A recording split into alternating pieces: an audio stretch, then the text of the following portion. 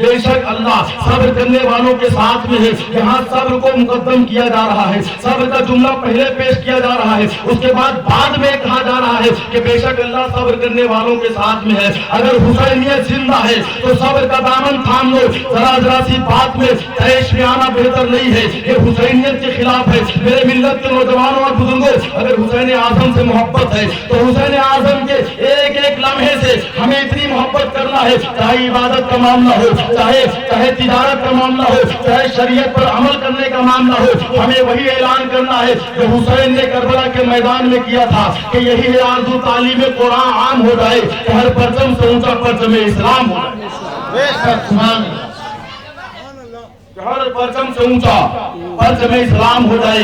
یہاں صبر کو مقدم کیا جا رہا ہے. بعد میں صبر والوں کے ساتھ کے تعلق سے اللہ ارشاد فرماتا ہے کہ بے شک اللہ صابروں کے ساتھ میں ہے. میرے ملت کے نوجوانوں اور بزرگوں, ادھر جناب شبیہ پیغمبر کا جس میں اقدس ملتا ہے, ادھر حسین اعظم آتے ہیں. آنے کے بعد اپنے جوان بیٹے کا لاشا اپنے کاندھے پر اٹھا کر اپنی باہوں میں لے کر خیمے کے قریب پہنچتے ہیں تو ایک کوہرام بپا ہو جاتا ہے. جناب زینب دوڑنے کی کوشش کرتی ہیں لیکن انہیں منع کر دیا جاتا ہے. جناب سکینہ باہر آنا چاہتی ہیں, ان کو بھی منع کر دیا جاتا ہے. اور امام حسین رضی اللہ عنہ کی آنکھوں سے آنسو کا ایک قطرہ نہیں آیا تھا, کیونکہ حسین جانتے تھے کہ میرا بیٹا جام شہادت نوش کر چکا ہے, رونے کی کیا ضرورت ہے, آہو بھگا کرنے کی کیا ضرورت ہے. بتقاضے بشریت تکلیف تو ضرور ہوئی تھی, لیکن ایمان کی پختگی کا یہ عالم تھا.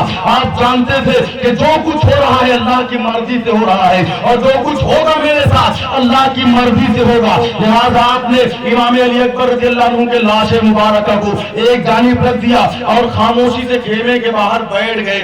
آپ جب خاموشی سے خیمے کے باہر بیٹھے ہوئے تھے تو آپ کی ایک کنیز تھی, ایک غلام, ایک باندی تھی, اس کا نام تھا کنیز فضہ. وہ دوڑتی ہوئی آئی اور آنے کے بعد عرض کیا, یا امام آپ کو مقدس بیبیاں خیمے کے اندر یاد فرما رہی ہے. امام علی مقام رضی اللہ عنہ جان گئے کہ لگ رہا ہے کوئی نیا معاملہ پیش آ گیا ہے, کوئی نیا حادثہ پیش آنے والا ہے. امام حسین خیمے کے اندر گئے تو کیا دیکھتے ہیں کہ مقدس خواتین اسلام, سادات کرام کی مقدس ہستیاں آنکھوں میں آنسو لے کر جناب علی اصغر رضی اللہ عنہ کے چہرے مبارکہ پر ٹھنڈک پیش کرنے کی کوشش کر رہی ہے. کوئی اپنی زلفیں پیش کر رہا ہے, کوئی دامن سے ہوا دے رہا ہے کہ ننھے سے علی اصغر کو پیاس کی شدت کا احساس کم ہو جائے. جناب حسین اعظم نے دیکھا کہ جناب علی اصغر رضی اللہ عنہ بے قرار ہے, مضطرب ہے, تڑپ رہے ہیں, تو آپ نے کہا کہ جیسے بھی ہو سکے انہیں سکون بخشو, جیسے بھی ہو سکے انہیں اطمینان بخشو.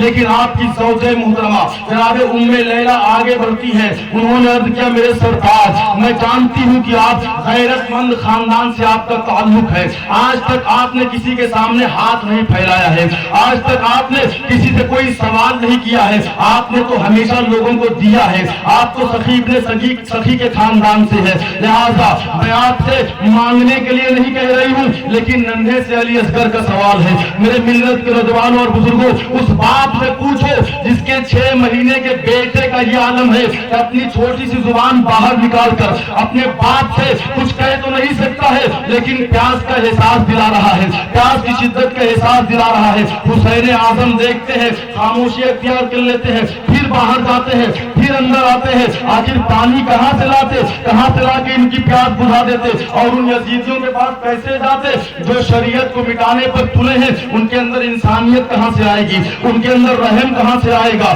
وہ تو جانتے ہیں کہ شریعت کو تاراج کرنے والے انسانیت کو پہلے تاراج کر دیتے ہیں. لہذا حسین اعظم کو پھر وہ کنیزائی بلانے کے لیے پھر آپ اندر گئے, اور جانے کے بعد آپ نے فرمایا اب کیا ہے. جناب شہر والوں نے عرض کیا, اے میرے شوہر نامدار, اس چھوٹے سے بچے کو لے کر جاؤ جماعت اشقیاء کے پاس, ہو سکتا ہے ان کے دل میں رحم آ جائے, ہو سکتا ہے ان کے دل کے اندر انسانیت کا جذبہ بیدار ہو جائے, اور چند قطرہ پانی جناب علی اصغر کے حلقوم میں ڈال دے. حسین اعظم سوچتے رہے. اس کے بعد جناب سکینہ آگے بڑھی, آپ نے عرض کیا, ابا جان پیاس کی شدت سے تو میرا برا حال ہے, لیکن تم علی اصغر کو پانی پلا دو, میری پیاس بجھ جائے گی. میرا چھوٹا بھائی پانی پی لے تو مجھے لگے گا کہ میں میں نے پانی پی لیا ہے۔ جناب سکینہ نے جب یہ بات اپنے باپ سے کہی تو امام علی مقام رضی اللہ عنہ کے اندر ایک جوش مارتا ہوا جذبہ بیدار ہوا۔ آپ نے سوچا کہ علی اصغر کو پیش کر کے ہو سکتا ہے ان لوگوں کو جہنم کے ایندھن سے میں بچا لوں۔ اے لوگوں سنو، میرا امام علی اصغر کو لے کر پانی مانگنے نہیں گیا تھا، بلکہ اتمام حجت کے لیے نبی کا کلمہ پڑھنے والوں کو جہنم سے بچانے کے لیے گیا تھا۔ اگر پانی کی ضرورت ہوتی تو علی اصغر اشارہ کر دیتے، کربلا کا میدان پانی سے لبریز ہو جاتا۔ چاہتے آپ تو فردوس سے آتا پانی، یا حسین آپ کی ٹھوکر سے نکلتا پانی، ایلیا اپنی زمین پر تو رگڑتے اصغر، کربلا تیرے سنبھالے نہ سنبھلتا پانی۔ نعرہ تکبیر، نعرہ تکبیر، نعرہ رسالت، نعرہ رسالت، ذکر شہیدان کربلا، ذکر شہیدان کربلا، نعرہ تکبیر، نعرہ رسالت۔ ایڑیاں اپنی زمین پہ جو رگڑتے اصغر، کربلا تیرے سنبھالے نہ سنبھلتا پانی۔ جناب امام علی مقام رضی اللہ تعالیٰ عنہ علی اصغر کو لے کر ابن زیاد کی مکروہ فوج کے مد مقابل قیام پذیر ہو گئے، جا کر کھڑے ہو گئے۔ ابن سعد نے فوراً تانا دیا، کچھ لوگوں کی فطرت میں ہوتی ہے یہ بات کہ اگر انہیں یہ محسوس ہو کہ سامنے والا صلح کرنے پر تیار ہے تو وہ اور زیادہ سر پر رقص کرنے کی کوشش کرتے ہیں۔ اگر انہیں معلوم ہو جائے کہ سامنے والا شریعت کے مطابق اپنی زندگی بسر کرنا چاہتا ہے تو یہ سمجھتے ہیں کہ ہم کو ڈر گیا ہے۔ اگر سامنے والا خود سے سلام کر لے تو سوچتے ہیں کہ لگتا ہے کہ ہماری دہشت میں آ کے مرعوب ہو گیا ہے۔ یہی فطرت ان یزیدیوں کی تھی، انہوں نے سوچا تھا کہ حسین جھک گئے ہیں لہذا انہیں اور پریشان کیا جائے۔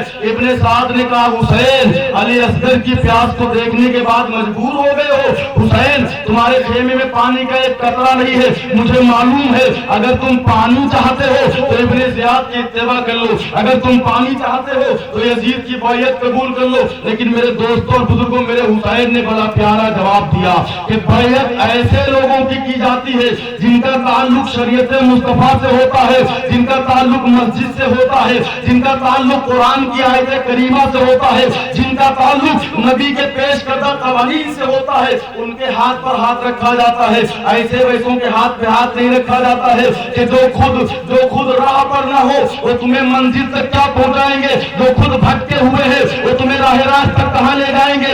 امام حسین نے بیعت کا طریقہ دے دیا، اے لوگوں دیکھو اگر بیعت کی بات ہوتی، ہاتھ دینے کی بات ہوتی، اگر ہاتھ دینا معمولی کام ہوتا تو حسین یزید کے ہاتھ پر ہاتھ دے دیتے، اگر معمولی کام ہوتا تو ابن زیاد کی اتباع کر لیتے، لیکن حسین جانتے تھے کہ ہاتھ کا تعلق دل سے ہوتا ہے، زمین سے ہوتا ہے۔ اگر میں نے ہاتھ دے دیا تو اپنے ضمیر کا سودا کر لیا، اگر میں نے ہاتھ دے دیا تو اپنے حساب کا سودا کر لیا۔ مجھے ہاتھ ہی دینا ہے تو کسی لمبردار کے ہاتھ میں ہاتھ دینا ہے، مجھے ہاتھ ہی دینا ہے تو شریعت کے پیروکار کے ہاتھ میں ہاتھ دینا ہے۔ حسین نے بتا دیا کہ لوگوں ہمیشہ یاد رکھنا، ہاتھ ایسوں کے ہاتھ میں مت دینا جو خود گمراہ ہو، جن کے پاس خود منزل نہ ہو، وہ تمہیں ساحل تک کہاں پہنچا سکتے ہیں۔ ہاتھ ایسوں کے ہاتھ میں دینا کہ جن کے ہاتھ پر ہاتھ رکھنے کے بعد تم نبی کی بارگاہ تک پہنچ جاؤ، تم صحابہ کی بارگاہ تک پہنچ جاؤ، تم صدیق کی بارگاہ تک پہنچ جاؤ، تم غوث اعظم کی بارگاہ تک پہنچ جاؤ۔ ایسوں کے ہاتھ میں ہاتھ مت دینا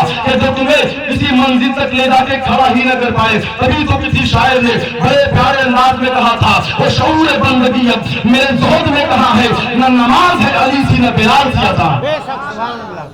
ہاتھ دینا کوئی معمولی کام نہیں ہے، بڑی ہمت کا کام ہے۔ حسین نے فرمایا، ابن سعد ہمیشہ یاد رکھنا حسین کا ہاتھ بڑا مقدس اور بڑا مطہر۔ درود شریف پڑھ لیجیے بلند آواز۔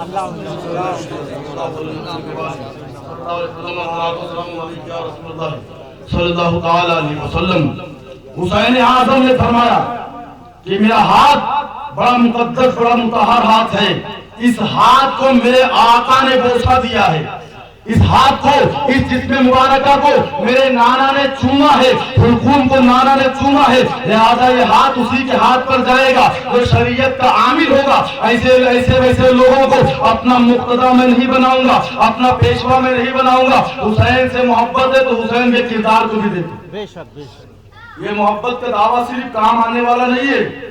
زبان سے پڑھ لیا لا الہ تو کیا حاصل, دل و نگاہ مسلمان نہیں تو کچھ بھی نہیں. بے شک زبان سے پڑھ لیا لا الہ تو کیا حاصل, دل و نگاہ مسلمان نہیں تو کچھ بھی نہیں. اور بے عمل دل ہو تو جذبات سے کیا ہوتا ہے, بے عمل دل ہو تو جذبات سے کیا ہوتا ہے.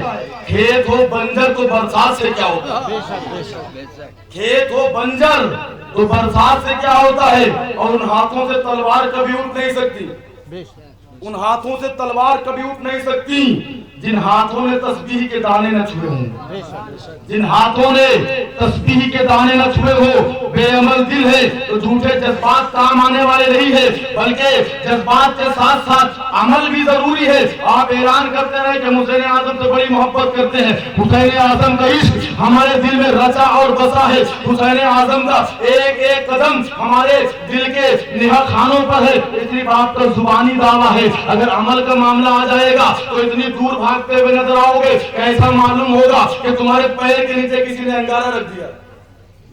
بالکل حقانیت بڑے جملے ہیں. میں آئینہ ہوں, دکھاؤں گا داغ چہروں کے جنہیں خراب لگے سامنے چڑھ جائے. ہم دولت کی بنیاد پر اپنے علم کا سودا نہیں کرتے, ثروت کی بنیاد پر ہم شریعت کو فروش نہیں کرتے.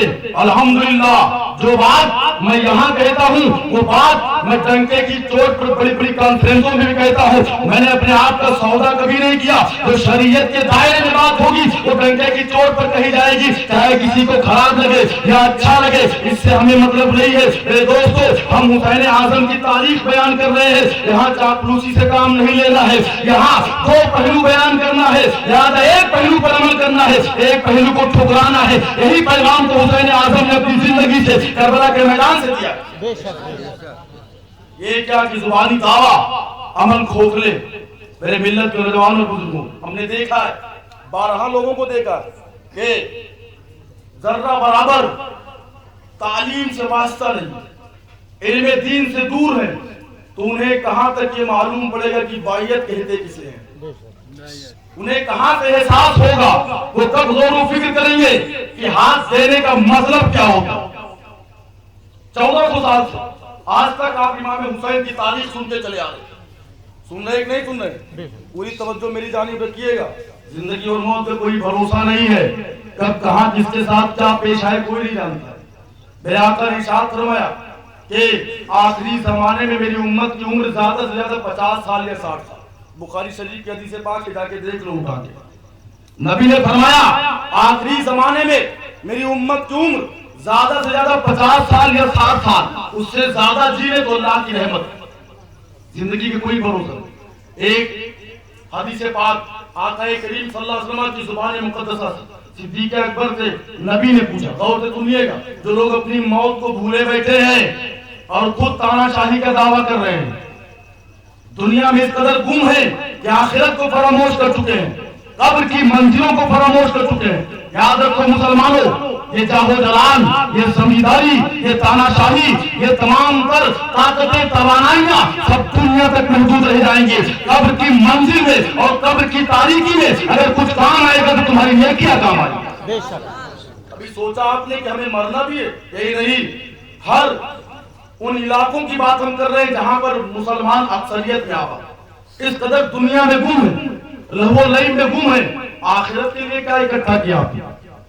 زبان سے کہنا تو بہت آسان ہوتا ہے, چند لوگوں کا مجمع لگا ہوا ہے, کچھ لوگ پڑھے لکھے ہیں, کچھ لوگ نہیں پڑھے لکھے ہیں, بیچارے اس میں شریعت کی بات کی جاتی ہے, بڑے بڑے فتوے پیش کیے جاتے ہیں, دین کا مذاق اڑایا جاتا ہے, مسائل شرعیہ کا مذاق اڑایا جاتا ہے. مسلمانوں ایک چیز ہمیشہ یاد رکھنا, میں نے ہر محاذ پر یہ چیز کہی ہے کہ اسلام کا اپنا ایک دائرہ ہے, اسلام کا اپنا ایک قانون ہے, ایک سسٹم ہے, اور اقوام کا آپ جائزہ لیں, اور مذاہب کا آپ جائزہ لیں, اور دھرم کا آپ جائزہ لیں, ان کے پاس اپنا کوئی دائرہ نہیں ہے, ان کے پاس اپنا کوئی سسٹم نہیں ہے. ان کے کسی معبد کو انہی کا ماننے والا اگر برا کہتا ہے پھر بھی ان کے دھرم میں وہ رہتا ہے, ان کے مذہب میں رہتا ہے. ان کے پیشوا کو کوئی گالی دے وہی ماننے والا پھر بھی اسی مذہب میں رہتا ہے. لیکن اسلام کا معاملہ بڑا عجیب و غریب ہے.